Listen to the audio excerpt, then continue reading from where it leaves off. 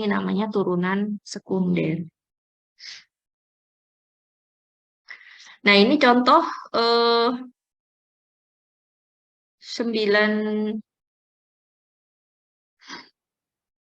asam amino esensial ya. Jadi ada isoleusin, leusin, valin, histidin, lisin, metionin, fenilalanin, treonin, dan triptofan.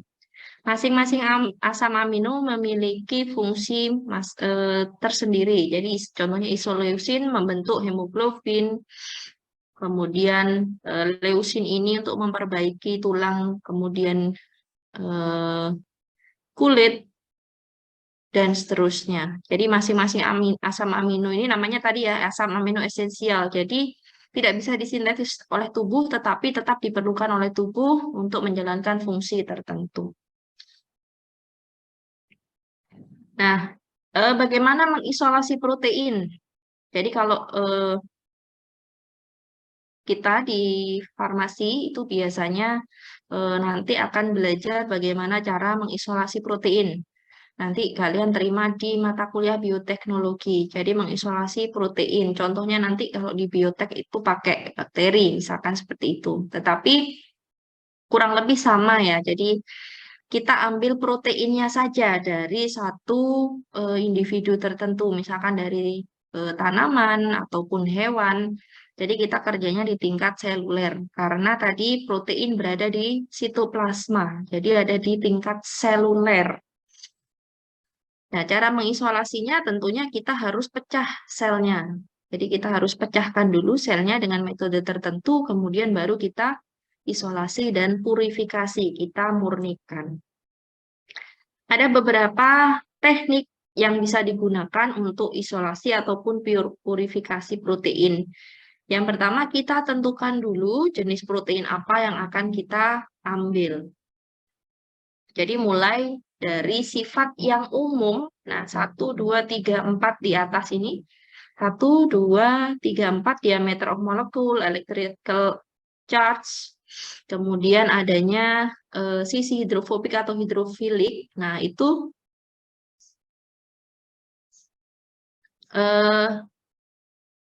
dia sifatnya lebih umum, jadi lebih banyak jenis protein yang akan kita isolasi. Sedangkan yang terakhir, biospecific interaction, ini yang akan kita dapatkan biasanya hanya satu jenis protein. Jadi sebelum kita mengisolasi atau memurnikan protein, kita tetapkan dulu target kita akan mengambil protein yang jenis apa. Apakah sudah tahu nama proteinnya? Kalau sudah tahu, berarti kita bisa pakai ini, biospecific interaction. Kalau belum tahu, misalkan saya mau mengambil protein yang ukurannya besar saja, berarti bisa menggunakan yang atas berdasarkan ukuran molekul. Jadi itu tadi ya, jadi kita tetapkan dulu protein apa yang akan kita isolasi. Saya jelaskan satu persatu, jadi berdasarkan sifat dari protein, ini kita akan tentukan teknik apa yang sesuai. Jadi misalkan yang pertama, diameter of molecule atau ukuran molekul protein. Teknik yang bisa digunakan adalah size exclusion chromatografi. Jadi bisa menggunakan chromatografi kolom, di mana kolomnya tadi dia seperti memiliki saringan ya atau lubang-lubang.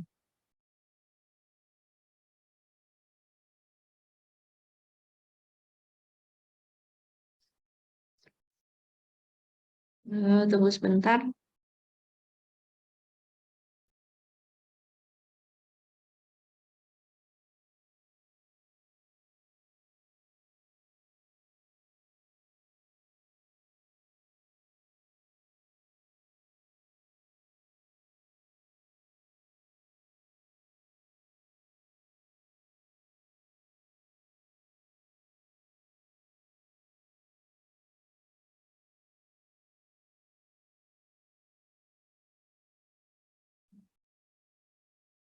Oke, mohon maaf, ada telepon barusan. Baik, saya lanjutkan. Jadi tadi ya, berdasarkan ukuran molekul, kita bisa menggunakan size exclusion chromatografi. Jadi chromatografi kolom, di mana kolomnya itu sifatnya khusus. Jadi kolomnya itu ada semacam lubang-lubang kecil. Jadi jenis saringan. Dia akan bisa menjerat molekul-molekul yang kecil, lebih kecil dari protein, sedangkan molekul yang besar dia akan lolos.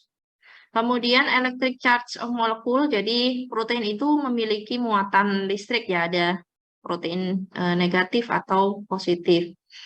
Teknik yang bisa kita gunakan adalah ion exchange chromatografi sama chromatografi kolom. Nanti kolomnya itu memiliki muatan. Jadi ada kolom kation, ada kolom anion. Tergantung protein jenis apa yang akan kita isolasi. Apakah protein muatan positif atau muatan negatif. Kemudian ini ya, adanya hydrophobic domains, jadi menggunakan reverse phase chromatografi, kemudian hydrophobic group menggunakan chromatografi interaksi hidrofobik, jadi sama-sama menggunakan chromatografi kolom. Untuk yang terakhir, biospecific interaction, jadi ini menggunakan chromatografi affinity, jadi menggunakan sama chromatografi kolom, tetapi kolomnya ini akan ditempeli dengan ligan.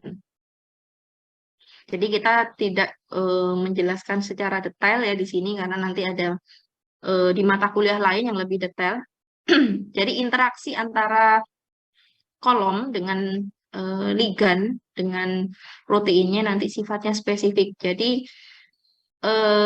jenis protein yang akan didapatkan dia hanya akan ada satu jenis. Beda dengan 4 teknik di atasnya tadi. Jadi affinity chromatografi dia lebih spesifik.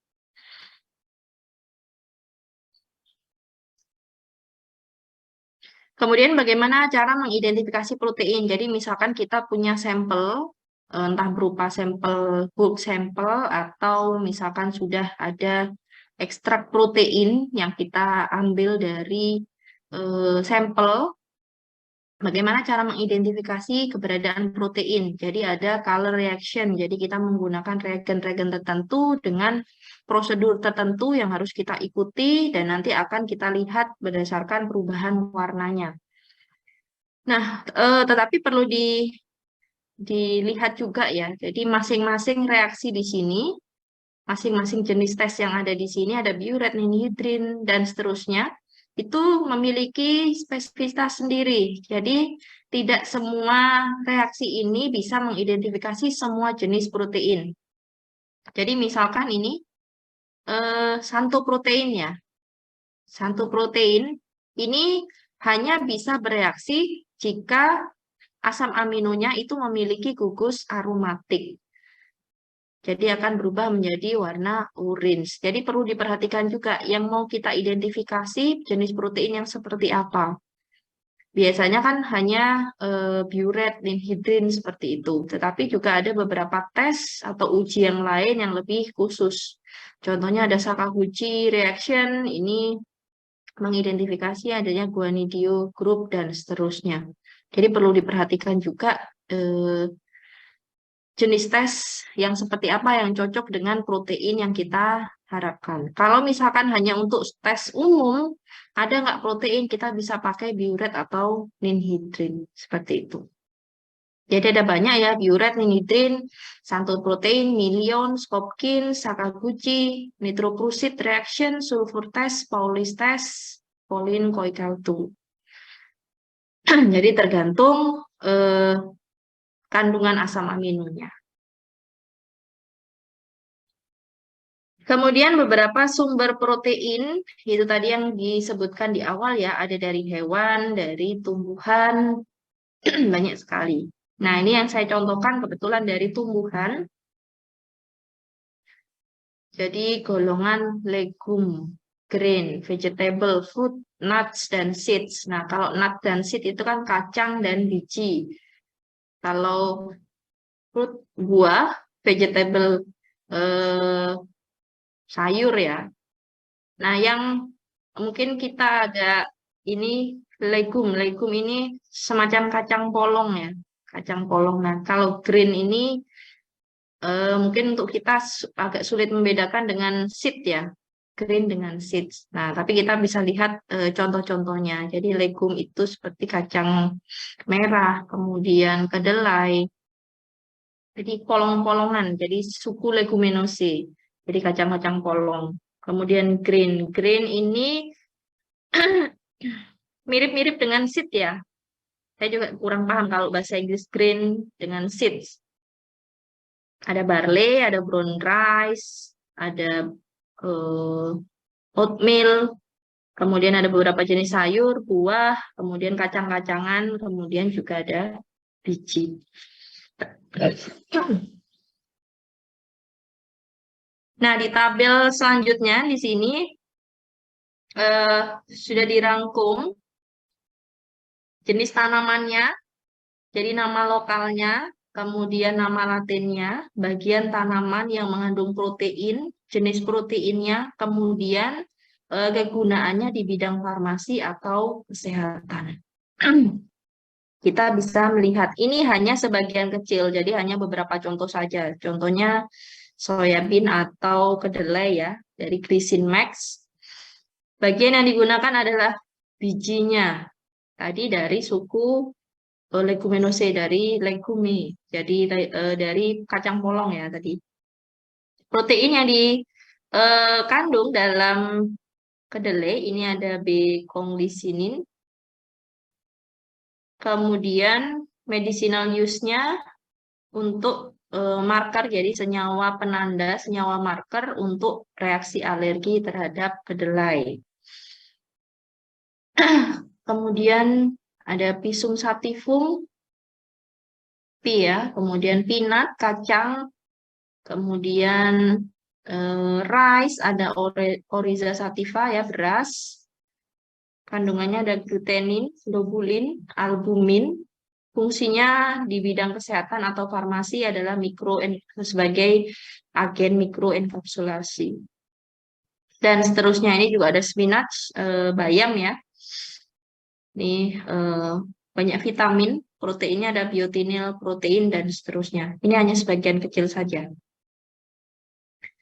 Kemudian di slide selanjutnya di sini dijelaskan bagaimana jenis-jenis protein yang terkandung dari masing-masing sampel. Contohnya di sini soybean, ini kedelai tadi ya, tersusun dari campuran globular protein, konglisinin, kemudian ada glisinin, kemudian apa ini lagi? Nah, ini sifatnya ya, dapat terdenaturasi pada suhu 70 dan 80 derajat Celcius. Kemudian ada pea proteins, jadi terdiri dari globulin, ini paling banyak. Kemudian ada albumin dan lutein. Kemudian ada corn zein, ini tepung jagung ya, maizena. Terdiri dari glutamin, leusin, kemudian asam aminoprolin. Larut dalam etanol 95%. Ini untuk alfa zennya, kemudian beta zennya larut dalam etanol 60%. Nah, tepung jagung atau maizena ini biasanya digunakan untuk coating tablet ya, jadi pelapis tablet, dan digunakan sebagai biodegradable packaging. Jadi kemasan, biasanya kemasan untuk makanan berupa selaput tipis ya, lapisan tipis yang bisa hancurkan, atau bahkan juga sekarang banyak sekali kemasan makanan jadi pembungkus yang bisa langsung dimakan seperti itu. Kemudian contoh yang lain ada gelatin. Nah, ini gelatin ini tidak berasal dari tumbuhan tetapi berasal dari kolagen tulang hewan. Jadi diekstrak dari tulang hewan, diambil kolagennya, kemudian mengalami hidrolisis membentuk gelatin. Sifatnya larut dalam air panas, kering. Pada kondisi kering, dia akan relatif lebih stabil. Fungsinya dia bahan baku cangkang kapsul, kemudian untuk coating tablet, jadi pelapis tablet, kemudian basis supositoria, dan sebagai emulgator. Kemudian ini adalah benang jahit ya, benang jahit untuk operasi ya, yang bisa terabsorpsi oleh tubuh. Jadi Asalnya dari kolagen hewan, sama ya, dengan hampir sama dengan gelatin tadi, dia dari kolagen hewan, atau juga bisa dibuat dari polimer yang statis. Ini contoh produknya. Mungkin ada yang mau ditanyakan untuk protein?